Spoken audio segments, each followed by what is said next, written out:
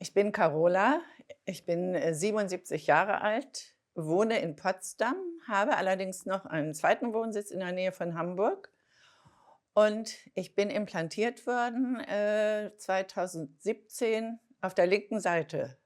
Rechts trage ich noch ein Hörgerät.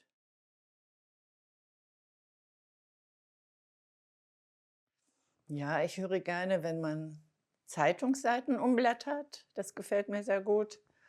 Oder auch manchmal Vögel, weil ich das Gefühl habe, dass die sich unterhalten miteinander und ich das aber eigentlich nicht verstehe, was sie sich da gegenseitig sagen.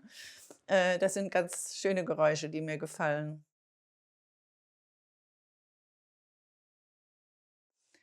Der Entscheidungsprozess war etwas schwierig. Ich bin sehr stur gewesen und wollte eigentlich nicht unbedingt an diese OP heran. Hatte aber jemanden, der mir da eigentlich, sehr nahegelegt hat, weil eben meine Hörkurve immer schlechter wurde. Ich habe tatsächlich, 10 Jahre gebraucht, bis ich mich endlich entschieden habe, mich implantieren zu lassen. Und, 5 Jahre davon habe ich tatsächlich schon sehr, sehr große Probleme gehabt, wo mein Mann mich im Grunde genommen unterstützen musste. Ich konnte nicht telefonieren, ich konnte, nicht ins Kino gehen, was ich sehr gerne gemacht habe. Es war eigentlich schon ziemlich dramatisch, muss ich sagen. Aber dann habe ich mich doch entschieden, wie gesagt, 2017 und, habe das auch nie bereut. Ja, es ist so gewesen, dass ich wahrscheinlich eine der ganz Glücklichen war, die schon gleich nach der Erstanpassung richtig gut hören konnte. Also, das hat mich selber so überrascht. Ich, weiß nicht, woran es gelegen hat, ob, der Operateur gut war oder auch der Anpasser, der mich da behandelt hat. Also, ich war total überrascht, dass ich wirklich nach Hause kam. Es hat ja 4 Wochen gedauert, bis eine Anpassung gemacht wurde. Und ich kam nach Hause und konnte mich in meinen, Gesprächsgruppen, die ich da so hatte, wieder integrieren ohne Problem. Das hat auch die Mitglieder dieser Gruppe sehr gewundert.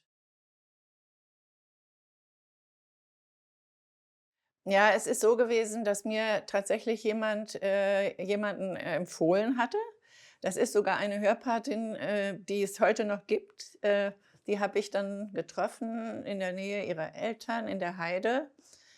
Und sie hat mir von ihrer Implantation erzählt, aber ich war damals noch nicht so weit. Ich habe das gleich gemerkt. Es war zwar sehr schön zu hören, wie sie sich fühlte mit dem CI, aber ich habe das Gefühl gehabt, also ich hatte noch zu viel Angst, denn das war eigentlich der Grund, weshalb ich es eigentlich so lange hinausgezögert habe. Ich hatte wirklich Angst vor dieser OP.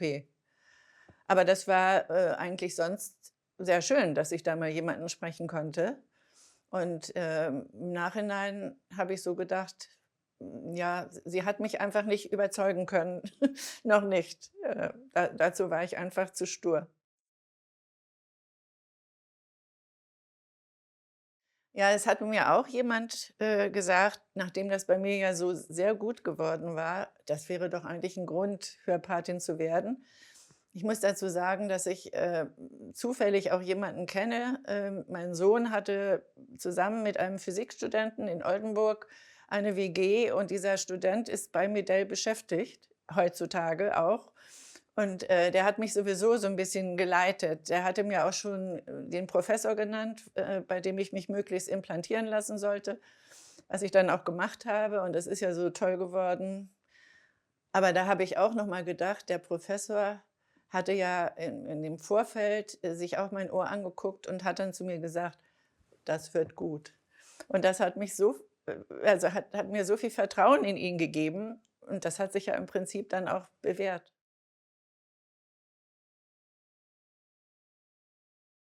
Ja, das war ja tatsächlich so, dass mein Mann und ich war in Rostock zur Implantation, den Weg nach Potsdam zurück mit dem Auto gefahren sind und als wir so losfuhren, haben wir das Radio angestellt und ich konnte eigentlich schon fast die Nachrichten verstehen.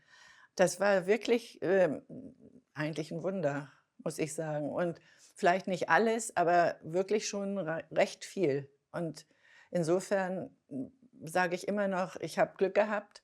Und wenn ich heute manchmal, Interessenten berate, neige ich dann dazu, das zu erzählen, dass es so gut war bei mir und so schnell ging. Und dann muss ich mich zurückhalten und einfach sagen, es kann auch länger dauern. Denn das ist vielleicht ein bisschen falsch zu behaupten, das muss immer so gut klappen. Da musste ich mich etwas zurücknehmen.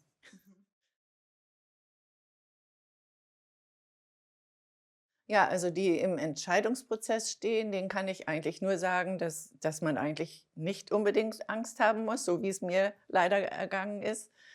Ähm, also gut, verstehen kann ich das zwar, weil ich es eben selbst erlebt habe, aber im Prinzip ist das nicht nötig. Also es ist heute wirklich eine Routine-OP und man muss da keine Angst haben. Ja, da würde ich dann schon sagen, dass man also, 1. unbedingt eine Reha machen sollte. Das habe ich auch erlebt, dass das sehr hilfreich war. Obwohl es schon von mir aus eigentlich ganz gut war, waren trotzdem die Übungen, die wir dort gemacht haben, sehr gut.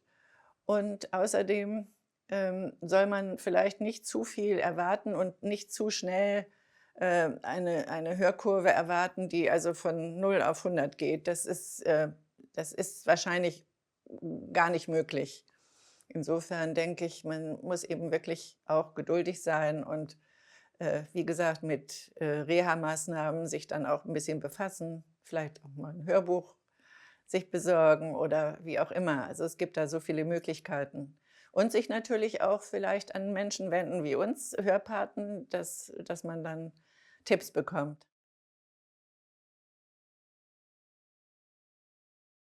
Ja, ich habe ja, privat, tatsächlich, das schöne Erlebnis gehabt, dass noch mal, bei meinem Sohn, Zwillinge geboren wurden, die noch nicht sprechen. Aber es wird nicht mehr allzu lange dauern und dann freue ich mich schon, wie ich mich mit ihnen nicht nur so austauschen kann wie im Moment mit Spielen, sondern dann auch sprachlich. Da freue ich mich schon ganz doll drauf.